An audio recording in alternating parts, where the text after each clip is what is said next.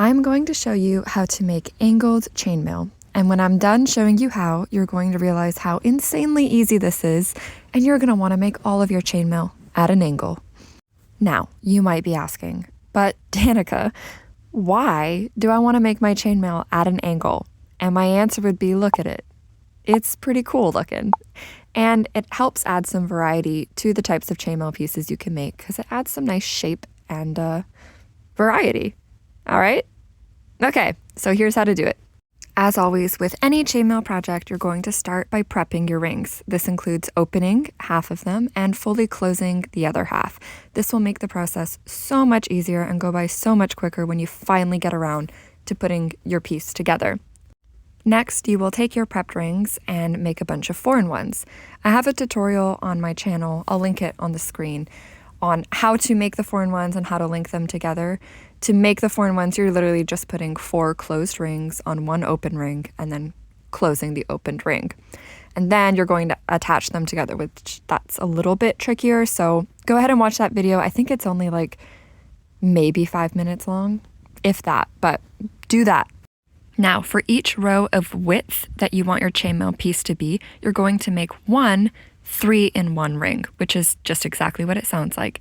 3 closed rings on one open ring, and then you close the open ring. The rest of the clips in this video were filmed about 6 months after the clips in the first part of this video, and that is just the kind of person I am. I'm sorry. Anyways, here is what the 3-in-1 looks like at the end of your 4-in-1 strand. Once you attach the 3-in-1 grouping to your strand of 4-in-1 groupings, you're going to attach that strand to the panel you're working on. And something to always keep in mind with chainmail, no matter if you're working with 3-in-1s or 4-in-1s or 6-in-1s, that center ring, the 1, is always going to be going the same direction as the rest of the center rings on whatever you're attaching it to. So you want to take your time and make sure that you're lining things up right, because if those center rings are facing opposite directions, you're going to end up with chainmail that's kinking and not working properly. And I go over that more in my 4-in-1 tutorial video. Here is a clip of me thinking that I still had one more strand to make these even, but actually I didn't. So you just want to play around with your chainmail too, because sometimes it looks like you don't have enough or you have too much, but you actually have the perfect amount. Anyways, once you have your 2 panels with your angled edge, you're going to have some open rings and you're going to weave them together following again the direction of those center rings, those 1s in your 4-in-1 pattern. This step is always a bit tricky for me to film how to do it in a way that I think is clear, but a lot of people will only use their pliers to maneuver their rings. I just don't have the dexterity for that. I need to do things with my fingers and with my hands. So I kind of weave the ring in with my fingers and then take a hold of it with the pliers to close it. But really what you're going to be doing is just looking at where that new center ring is going to be in this, essentially a new 4-in-1 that you're creating down the center of these angled edges.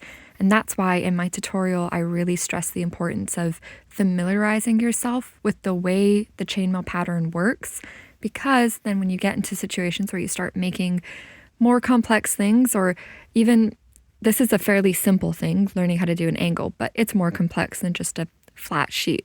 So if you know how to do the pattern and you understand how it works really well, then this step isn't going to be any sort of issue for you at all.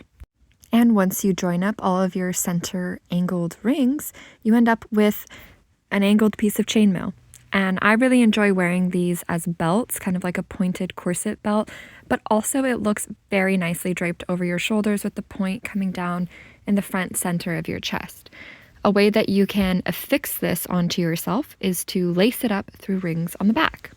Here are a couple of ways I have used angled chainmail. Well, okay, ignore that. But here are a couple of ways I have used this method to make something, I don't know what you would call it, but to go around my neck and the belt like I was saying earlier.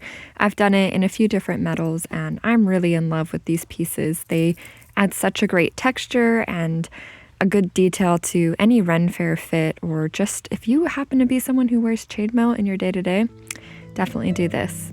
But thanks for watching. I hope that it made sense and you understand how to do it now. Like I said, it's really pretty simple, but if you have any questions, of course, you can always ask.